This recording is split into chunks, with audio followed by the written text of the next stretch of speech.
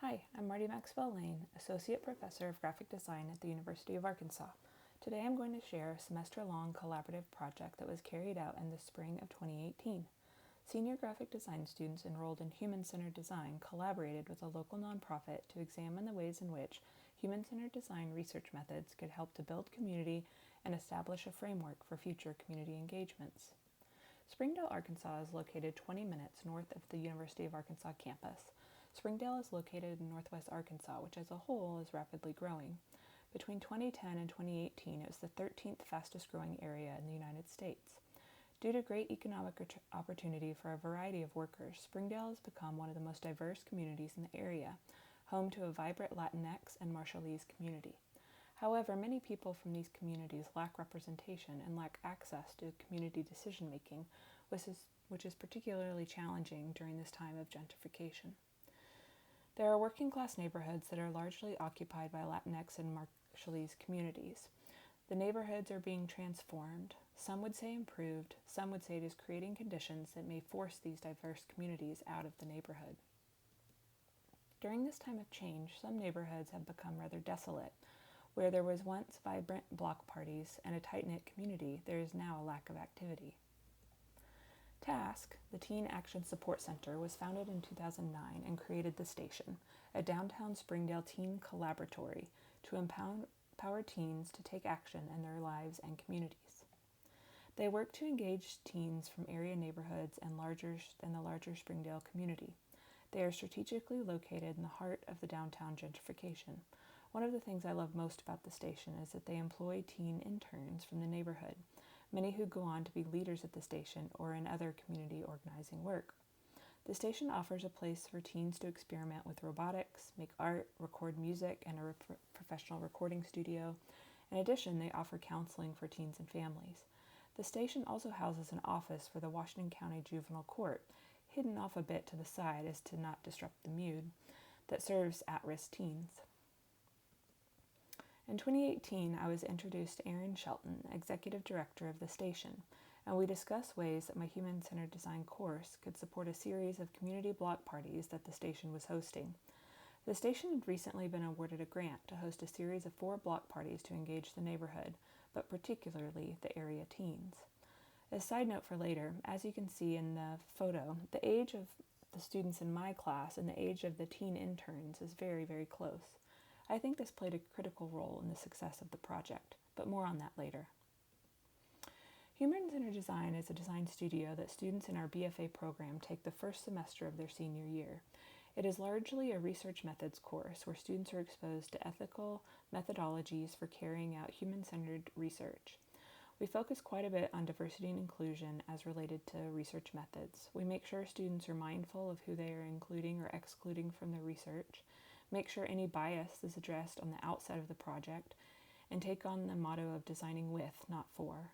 This course builds on students' knowledge from their user experience course and prepares them for designing for complexity and the self-directed degree project course they take in their last semester. We typically collaborate with a community in either human-centered design or design for complexity, but rarely both, as back-to-back intensive community collaborations can be taxing on students. During this spring course, my human-centered design course partnered with the station as well as another School of Art course, Social Justice in the Arts.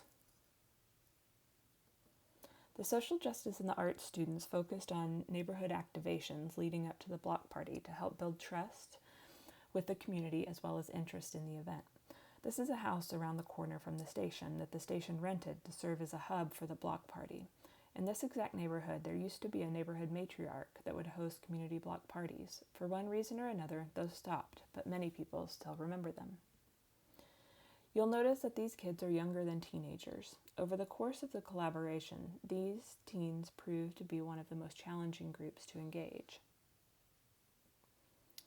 While the social justice in the arts students focused on building community engagement leading up to the block party, our human-centered design course planned to use the first block party as a prototype to gather data about community needs and desires in a way that would authentically engage the community. The first step in our process was to introduce the 2 collaborative groups. For this stage, the human-centered design students and the teen interns from the station, to do some foundational learning. We loaded up and headed 20 minutes north to the station and had an hour-long conversation about the neighborhood. Through student-led conversations, we dug into the neighborhood, what the teens desired for their peers, for themselves, for the next generation. One beautiful connection that emerged that was one of my students actually grew up very nearby and went to high school with several of the teen interns. While the conversation was very organic, it was not without extensive planning. Before coming to the station, my students had done secondary research and had broken into teams with assigned roles for the day. The more outgoing students would sit in the front and help lead the conversation. Other students served as long-form note-takers, others as short idea capturers on post-it notes. Others were mappers, mapping the post-it notes in real time and finding affinities and connections. And lastly, a photographer. Each student had an important role to play, and it all had to be carried out without being too intrusive to the conversation. We would take these analog notes and maps back with us to the classroom to dissect and build on. While the students were digging into the research and getting a foundational understanding for the community, we also began working on the branding for the block party. The branding of the event was not a focus of the course, but was something we wanted to do in service of the event. And the process did help to build trust and strengthen the relationships between the researchers, the students, and the community. My design students worked closely with the teen interns from the station throughout the project, co-creating the branding, the concept, and the block party itself. We headed back to the Allen House, which is the house that the station had rented, for the students to present their first round of branding concepts. The concepts were based on ideas generated and values learned during our first mapping session. It was a humble presentation. Students brought paper printouts and presented their ideas to the group of teen interns and community members.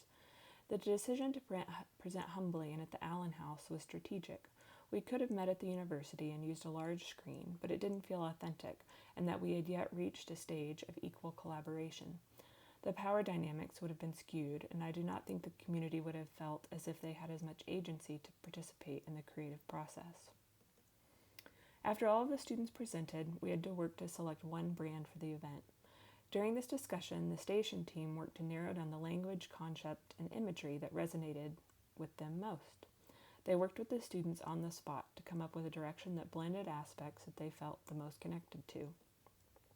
The end result was building the block with rhythm, and was completed in 3 languages, English, Spanish, and Marshallese. About 40% of my class was bilingual in Spanish and English, making the translations easy to manage. Once the branding was established, the students worked to flesh out the promotional collateral, including neighborhood yard signs, social media, flyers, etc. Concurrently, the students were working to develop human-centered design research studies that they could carry out at the block party.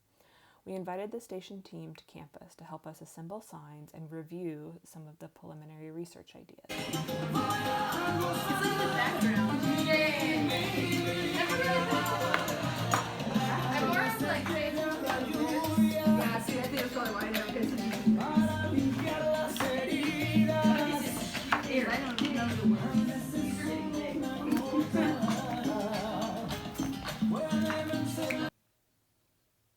Everyone, including the executive director of the station and myself, was in the assembly line working together. Much like cooking, making things together works to build trust, empathy, and understanding, 3 components that are key to human-centered design. While the sign making was going on upstairs, Erin went down to the lower floor to review early ideas that the students were generating for the block party. We knew that all activities had to be trilingual and that they had to engage a range of ages from young kids to teens to adults. The activities had to gather quantitative and qualitative data while also entertaining and engaging. The type of data that we were gathering was based on the conversations that we had at the very beginning of the collaboration and on the needs learned throughout our collaborative engagement. We wanted to make sure that what we were gathering would be useful to the station after the event, that would help them better understand the needs and desires of the neighborhood and help them plan the following block parties. Students landed on ideas like an event bingo card that would tell us about people's lifestyles, a dream wall that captured teens' aspirations, and a photo booth that would provide free, high-quality family photos to the community, and a game called This or That that would track how people voted on specific community-based questions when given a choice.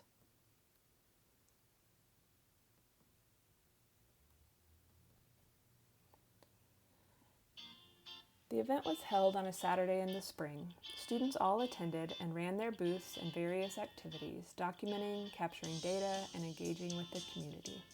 One of the main takeaways the students learned from this was the differences in experience and quality of outcome that you get from different types of research methods. We could have sent out a survey to the neighborhood homes, even trilingual ones, but the quality of the responses just would not compare to the information learned through this deep 15-week collaboration. Additionally, students learned through hands-on experience what an empathy-driven and inclusive research practice can look like. While we watch this video recap, itself created by an area team, I want to share this quote from Erin Shelton, who I mentioned was the executive director of the station. Quote, "Building the block? It might be cliche to say, but you had to be there. You had to be the student, the neighborhood kid, the family, the organizer, or one of the centered humans. Maybe that is the main lesson. In abstraction, human-centered design can never be properly understood. You have to be immersed. You have to get beyond your comfort zone and trust the process. That's what happened. By trusting the process, by being a little vulnerable, Marty and her students earned our trust, and it is only with trust that any human can truly be centered. Building the block taught us all so much. Ultimately, we learned that there's always more to learn. We are one big human family after all. Did I mention it was a blast? Oh, and hugs. Lots of hugs."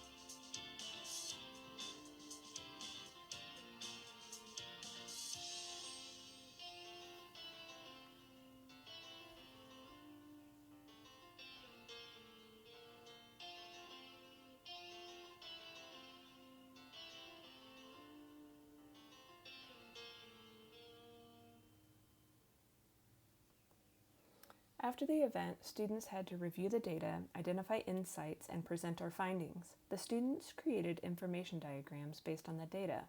For example, from the dream wall, they broke down the dreams into categories like self-oriented versus career-oriented, grounded versus speculative.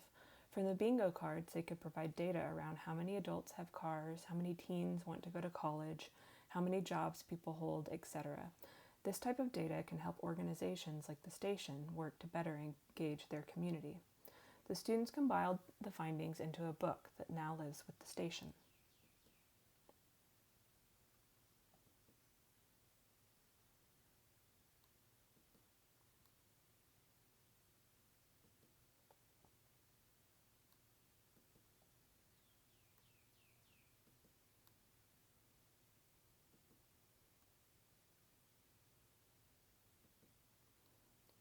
When we first met with the station, many of the teens shared frustrations about not having a voice in the decisions that were being made in their community. They openly wondered about how the city could better engage with the local community and teens. I believe that through this process, they have learned ways that they could engage their community and improve access to decision making. While that was not an original goal of the project, it's a rather impactful outcome. The book that the class left behind not only documents the block party and the insights from the human-centered design research, but also functions as a guidebook so that they can utilize some of the same methods in the future, whether for block parties or other civic engagement. Thank you all for your time. If anyone would like to continue this discussion, please reach out. Thank you all.